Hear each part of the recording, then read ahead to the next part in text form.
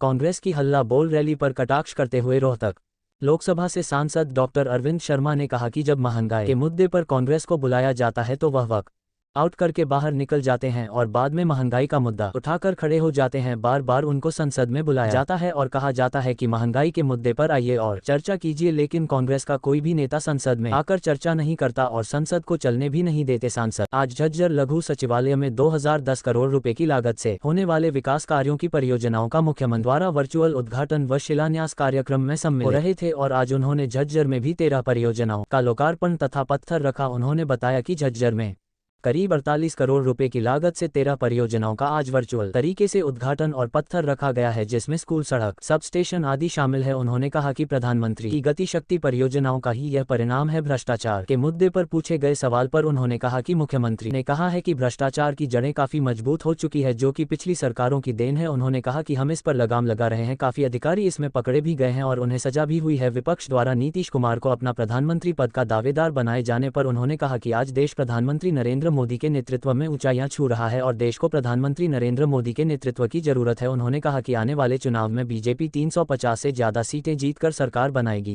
पर 2010 करोड़ रुपए के जो प्रोजेक्ट्स का जो है ये कार्यक्रम हुआ है, जिसमें झज्जर जिले में भी 13 प्रोजेक्ट थे।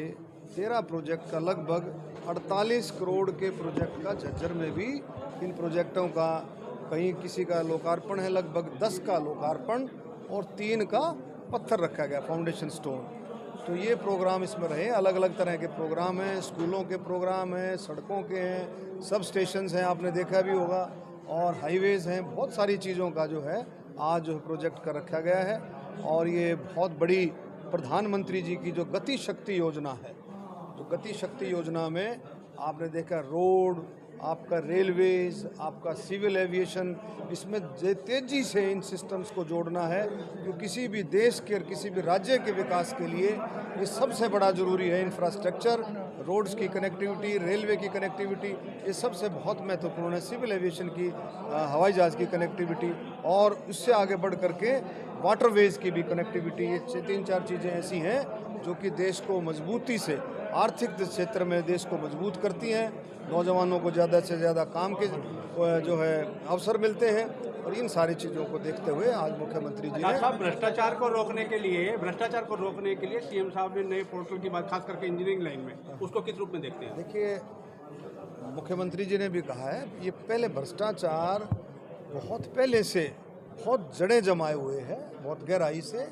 लेकिन भारतीय जनता पार्टी की सरकार में इस पर एक लगाम लगी है, चेक लगा है, और बहुत सारे सिस्टम में काफ़ी दोषियों को जो है, काफ़ी जो लोगों को, अफसरों को भी और आम लोगों को भी इसमें पकड़ा भी गया है, और उनकी कानूनी कार्रवाई भी शुरू हुई है, चली है, और सजाएं भी हुई हैं लोगों को।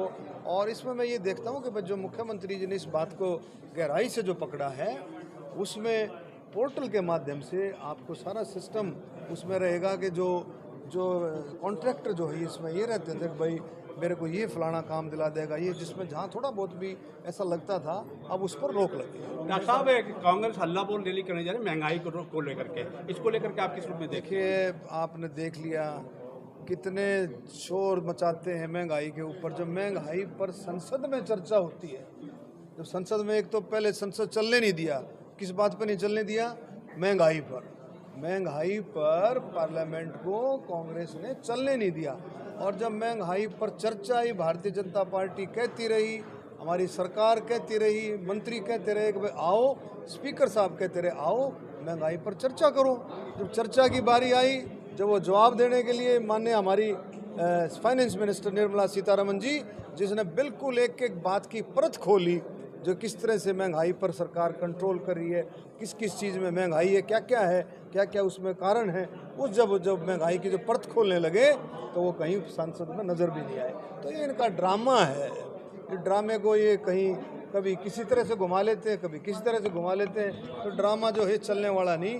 देश प्रधानमंत्री नरेंद्र मोदी जी के नेतृत्व में बहुत ही अच्छे तरीके से विकास के रास्ते पर प्रोग्रेस कर रहा है, और हर चीज़ पर धीरे धीरे करके हर चीज़ पर। कांग्रेस छोड़ चुके गुलाम नबी आज़ाद से भूपेंद्र सिंह हुड्डा ने मुलाकात की गुप्त रूप से, इसको किस रूप में देखते हैं आप? कोई खास बात नहीं है, तो एक रूटीन प्रतीक बिहार के मुख्यमंत्री नीतीश कुमार को विपक्ष अपना चेहरा देख रही है प्रधानमंत्री के रूप में, और उन्होंने कहा कि आगामी चुनाव में 2024 के चुनाव में और बीजेपी को 50 सीटों तक समेट देंगे। उसमें तो सामने आ जाएगा नरेंद्र मोदी जी का भारतीय जनता पार्टी का कोई मुकाबला नहीं है। देश को मोदी जी के नेतृत्व की जरूरत है, देश को भारतीय जनता पार्टी के नेतृत्व की जरूरत है। आज देश चाहता है कि माननीय प्रधानमंत्री नरेंद्र मोदी जी ये बात करते हैं कि भी इतनी सीटों पर, मैं आपको गारंटी से कहता हूँ भारतीय जनता पार्टी 350 से भी ज़्यादा सीट लेगी आने वाले चुनाव।